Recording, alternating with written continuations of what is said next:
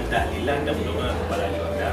Tenang hati karena bersama orang yang lagi ada pihana ramai tetapi lebih khidmat. Lebih khidmat, ya, kebersamaan, bersatu. Nah, rakan-rakan yang ke hana kita mau, jadi kita mau. Nyuri yang kau luar kata mau Kita mau lah kami. Lagi berkala lebih. Alhamdulillah. Nadi berjauh. Nah, harapan. Anak sudah. Sebetulnya ini hana bijak, tapi draw. Draw. Harga tim je. dia tak kakak lagi kamu pindah. Lagi kamu pitang. Padahal dia perjuangannya lagi tanah jadi tak hormo. Pondasi, damai, hubung, binti, pintu.